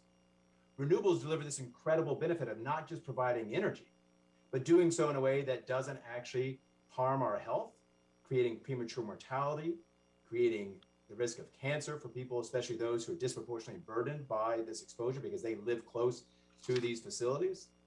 They're the ones who are bearing those great losses. And in fact, when we think about the true cost to society, the fuels look cheap because we're not accounting for the fact that we are imposing significant public health costs and significant costs in changing the climate, which means damages to our infrastructure in the future, the risk of dying prematurely in the future, the risk of disastrous storms, of forest fires out west. Those are all the costs associated with this. But the benefits are really going to the shareholders of these companies. It's not actually increasing economic activity. And how is it compared to energy tax provisions for renewable energy? How are subsidies for oil and gas treated differently?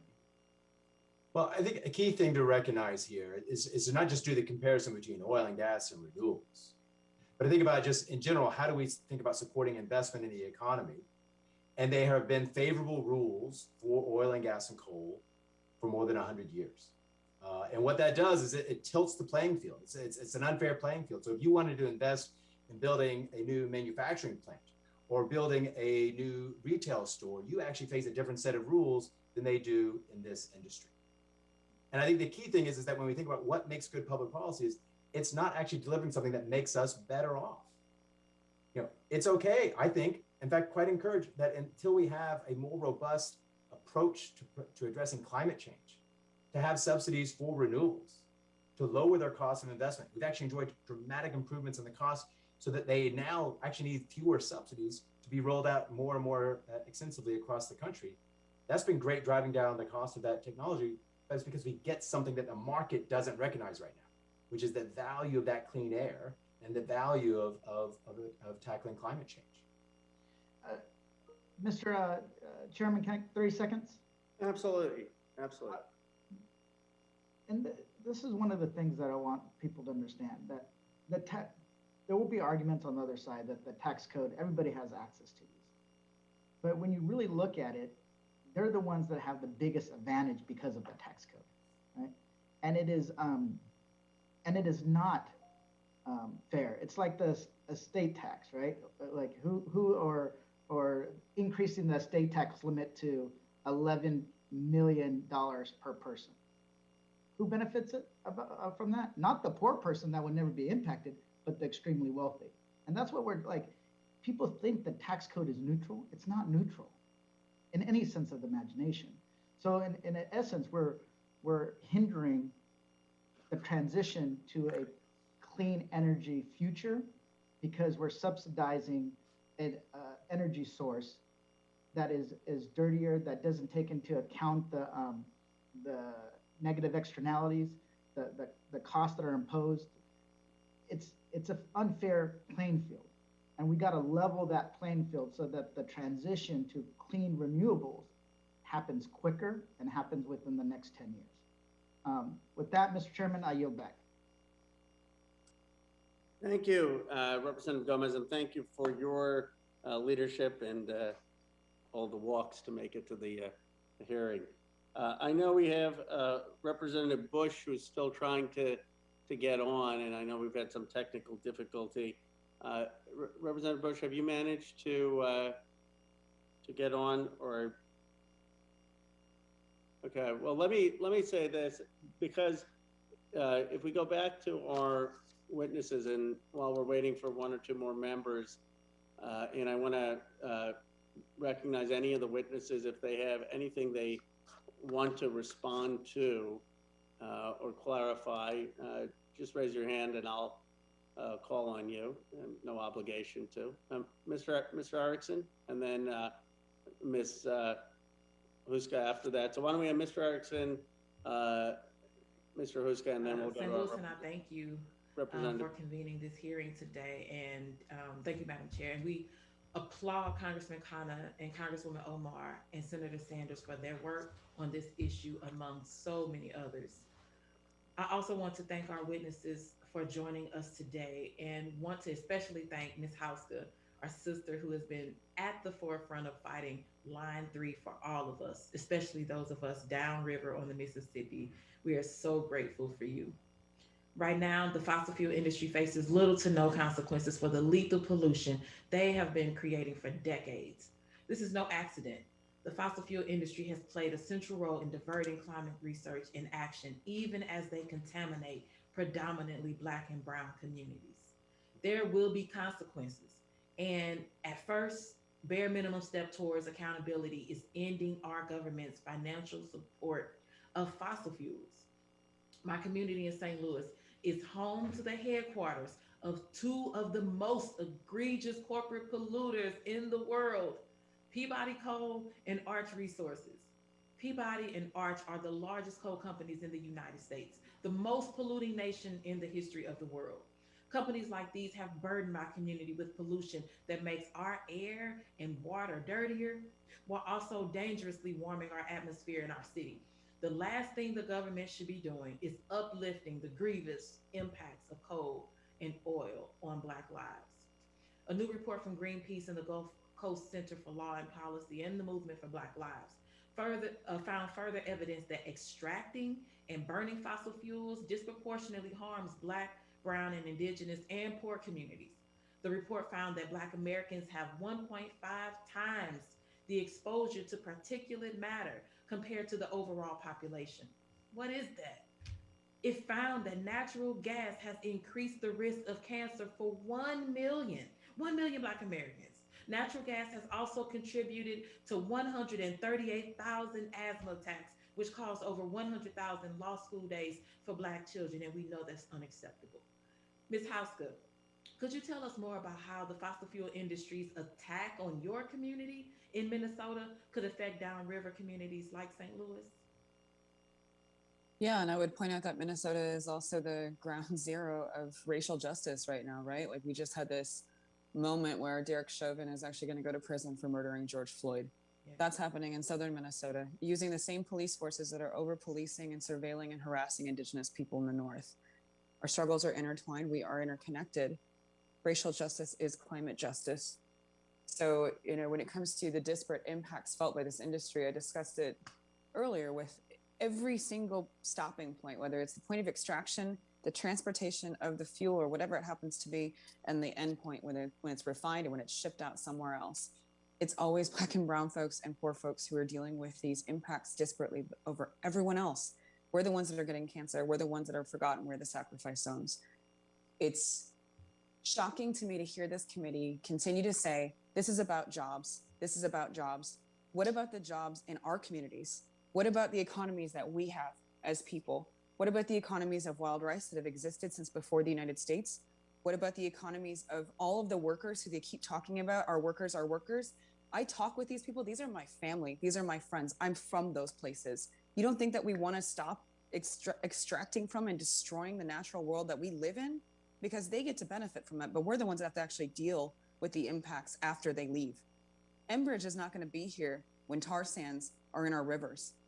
We're the ones that have to deal with it. Just like in Kalamazoo, Michigan, when that spill happened, they're the ones that have to deal with that. I know that workers want better jobs, and we want jobs that don't require us to destroy the world around us.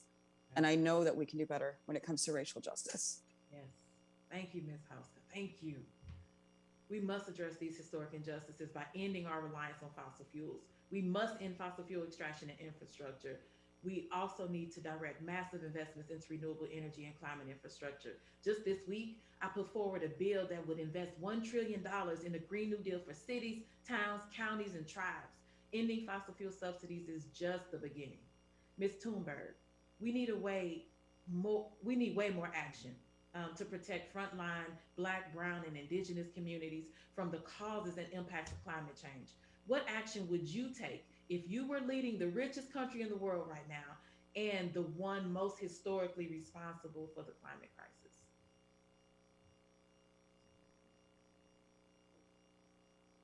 Well, that's the big question. And of course, I couldn't really do anything because that would be undemocratic. And we have to, of course, protect democracy at all costs. So what I would do is to raise awareness so that people would understand why these changes would be necessary, why we need to take drastic climate action. That would maybe be the thing I would do first. Because you cannot, of course, not take action unless you have support from the general public. Absolutely, and I know that very well. Thank you, and I yield back.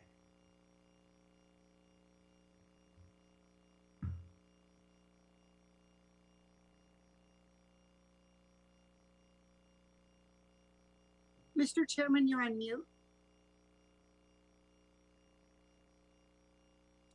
Thank you. Thanks for pointing that out. Thank you, Representative Bush, for your leadership. Without objection, Katie Porter, the member from California, shall be permitted to join the subcommittee and be recognized for questioning the witnesses. Thank you for joining us. Representative Porter, the floor is yours. Thank you very much. Mr. Macurola, this isn't your first rodeo. You've come to testify before in Congress, and you've worked on these issues for a long time.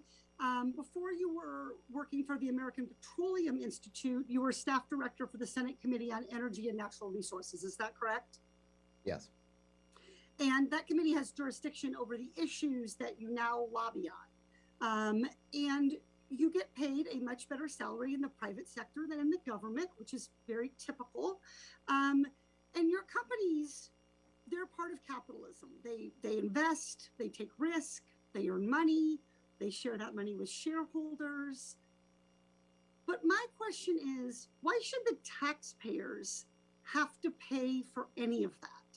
Why should taxpayers have to shell out for your salary and for the costs of pollution? Why shouldn't the companies bear that themselves? Let's assume, just for a minute, that big oil companies are bad actors in a capitalist system. Even if I'm okay with that, why do I have to pay? Why do taxpayers have to subsidize you and your polluting clients? Thanks for your question, Congresswoman. So taxpayers paid my salary when I worked for the government from 2004 through 2013. Since then, after leaving public service, I've worked in the private sector in a range of different roles, and taxpayers have not funded my salary. We're claiming my time, since Mr. Macarola. Since that time. Thank you. But you are aware that the fossil fuel industry receives $30 billion in federal subsidies in 2020, last year. You don't think they use any of that federal money to pay your salary to come lobby us, to keep the rules in their favor so that you can come back to lobby us? Why do I have to pay for you to shill for oil companies? Why do we as taxpayers have to pay subsidies to the oil and gas industry? Thank you for your question, Congresswoman. So the federal leasing of oil and gas development produces a significant amount of funding for the Treasury. In fact, we're claiming my time. $12 Mr. billion. Macarola, I'd like to explain. Mr. Macarola, excuse me, but the evidence is clear. We taxpayers subsidize the oil and gas industry. We did it this year alone in the middle of the world's greatest pandemic, $15.2 billion in direct pandemic relief alone to fossil fuel companies. And the fossil fuel industry turned around in 2020 and spent $139 million on political donations and $111 million lobbying. Look, I get it. You drill in the Arctic refuge, you take out oil and gas, and you poison the planet. Bad enough. But why should taxpayers have to subsidize that activity? It's a bridge too far, Mr. Macarola, not with my tax dollars. You want to pollute, you want to hurt the wildlife, you want to destroy our planet, do it on your company's own dime. The subsidies here have to stop. Thanks for your question. Ms. Thunberg, I want to turn, that's not a question, Mr. Macarola, that's a fact. Ms. Thunberg, I want to turn to you. I'd like to respond to the question about stabilization, because it's a very important point that you made, Congresswoman. During the period of time where the economy was shedding 20 million jobs, and both Congress and the administration, through fiscal policy and monetary policy, came in and stabilized the economy through bipartisan efforts. Reclaiming my time, Mr. Macarola, there's nothing magical about bipartisan. The vast majority of your political contributions are to Republicans. And during that period from March to August, when you were receiving, the oil companies were receiving $15.2 billion in direct relief, you laid off 107,000 workers from that March to August. Now I want to talk to Ms. You referenced my congressional experience. I actually have found that there is something magical about bipartisan. It's something that this Congress reclaiming my time, could actually take a lesson from bipartisanship, and to be able to move forward on some of these important issues, Congressman. Thank you for your question. Ms. Thunberg, I just wanted to ask you one question. I have a 9-year-old daughter. I have 3 kids. And I told my 9-year-old daughter that I was going to be speaking with you. And I said, what do you think about the climate change? And she said, the earth is on fire and we're all going to die soon. And I asked her how that made her feel, and she said it made her feel angry. What should I tell my daughter, and how should I help her and the youngest generation bear the emotional toll of the actions that we're taking, fossil fuel companies are taking to destroy our planet? Well, thank you for your question. That's a big question, and I know that there are many young people who feel angry and sad because of all the things that some people are doing to this planet and to our futures and to the most affected people already today, and that's very understandable. It would be strange if we didn't feel that way, because then we wouldn't have any empathy. So I would But of course, there is still much hope. And if we choose to take action, then we can do this. And there's unlimited things that we can do. And if we choose to act together, there are no limits to what we can accomplish. And always the best medication against anger and anxiety is to take action yourself. So that's what I would tell her, to take action herself, because that will make her feel so much better. That's what it did to me, at least, and so many others. Thank you so much. Mr. Chair, I yield back.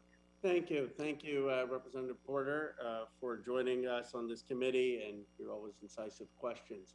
I think that brings our committee to an end. I did want to, because before you join Representative Porter, I think Mr. Erickson had one comment. I want to give him that opportunity, and then we will end this hearing. Mr. Erickson? Thank you, Chairman Khanna.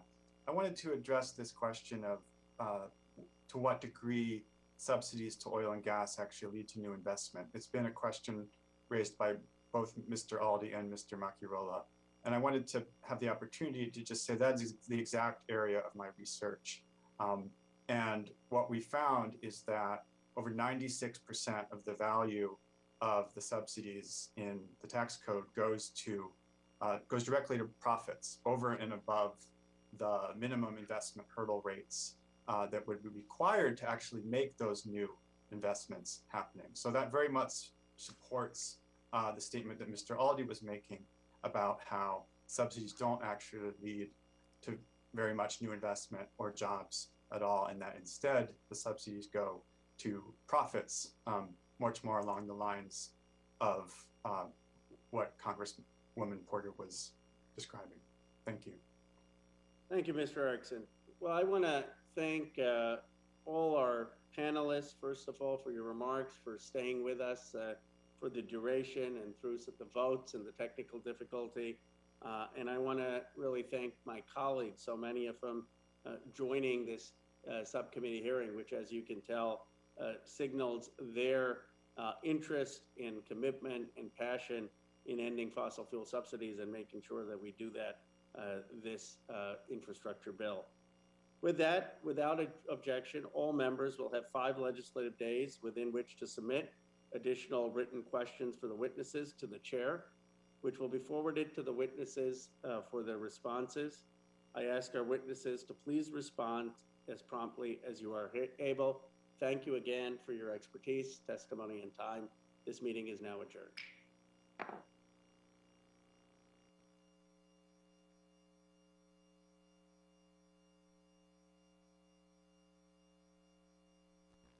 Last Congress, I was proud to preside over the first markup of legislation to grant D.C. statehood since 1993. And for the first time ever, the House passed legislation in 2020 that would have made D.C. a state. But the Republican-controlled Senate refused to even have a hearing or consider that bill. Even though we are only a few months into the new Congress, H.R. 51 already has 215 co-sponsors. After years of stagnation and indifference to the rights of thousands of D.C. residents, there is real and sustained momentum behind this effort. This legislation would fulfill the promise of democracy for more than 712,000